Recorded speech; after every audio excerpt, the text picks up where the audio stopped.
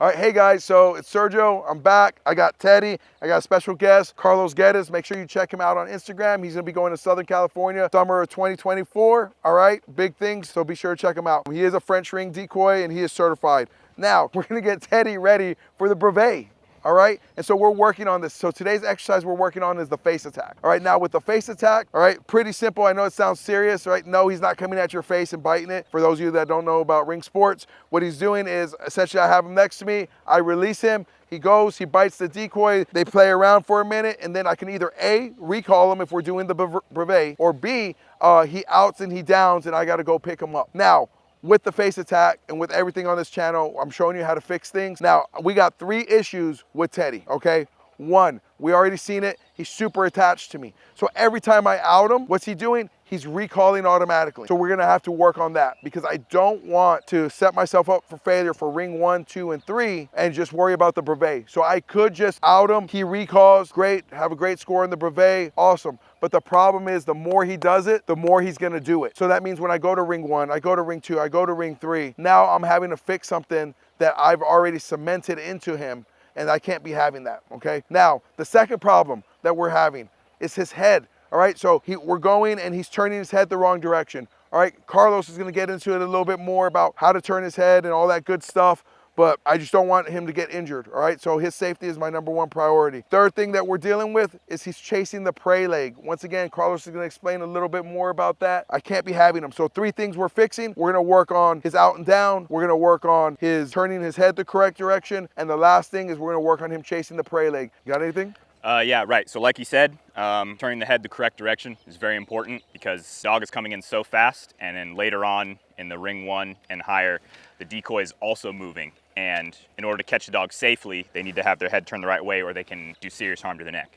So we have some cones set up here to work on the other problem, which is chasing the prey leg. So what that means is as the dog's coming in, it's the decoy's job to try to dodge the dog. And they perform a move called an esquive. If your pivot leg and your leg that's moving.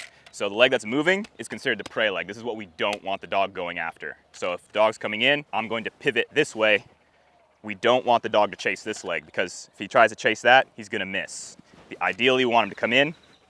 He sees this leg moving, he's like, I can take this leg. So that's why we have these cones set up, and you'll see later on, it kind of forces the dog to take the correct leg. So now what we're gonna do is we're about to get started on this exercise. We're using this cone drill, and you know, real quick, I'm just gonna put Teddy where he needs to be. We're gonna release him, and right now, I think what we're gonna be focusing on is we're gonna focus on his head turning, all right? And we can get into that in a little bit, but that's what we're gonna be doing, all right? Au pied. Teddy, couché. Pas bouché.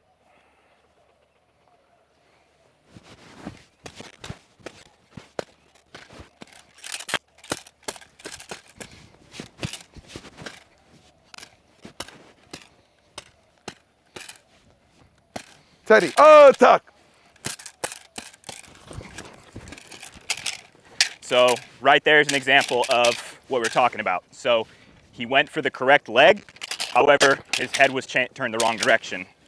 If this was if there was more distance between us and he was building up more speed, the potential for injury is a lot higher. With that, I also want you all to see that he came off the bite. So this is probably one of his worst sessions, to be honest. Wrong. This is probably one of his worst sessions. All right, he came off the bite, turned his head the wrong way. We're gonna do this again, and we're gonna do it right. Guys, this is what dog training really looks like. I know I could put out a video and show you just the times when he does it perfect and it'd be all great, but that's not real. I'm showing you so that when he does his brevet in 6 months, you're gonna see the progress and it's gonna be a little more impressive for him, all right? Something that we can be proud of. All right, so we're gonna try it again. And dogs are just like people. They have a favorite right, left side. So some dogs that are very comfortable turning their head one direction are not so comfortable turning the other, which is why we practice both sides. Teddy, au pied. Teddy, couché. Pas bouché.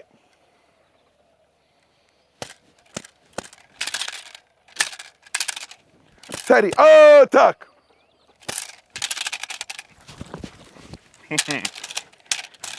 So that time, that was me being slow, and I left my prey leg, the one we didn't want him to chase, out too far. Good boy. Good job. Good job. Good boy, yeah.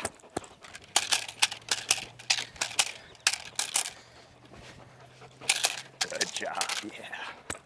Ready? Yep, on you. Teddy, out, Couche. out. Come here, couche. Good. All right, guys, so kind of what you saw happen there, the reason why Carlos got closer to me, if you saw when I released Teddy, he kind of ran back to me and then he went into the decoy, all right? So that just shows you how attached he is to me. So what we're gonna do is we're gonna work on his threshold. We're gonna bring him up close. We're gonna out and down him here, and then eventually we're gonna work further and further away until I can out and down him where the decoy is supposed to be, okay? So you saw all three things in this clip. One, you saw that he turned his head the wrong direction. Two, right? He was chasing the prey leg, all right? And then three, his out and down.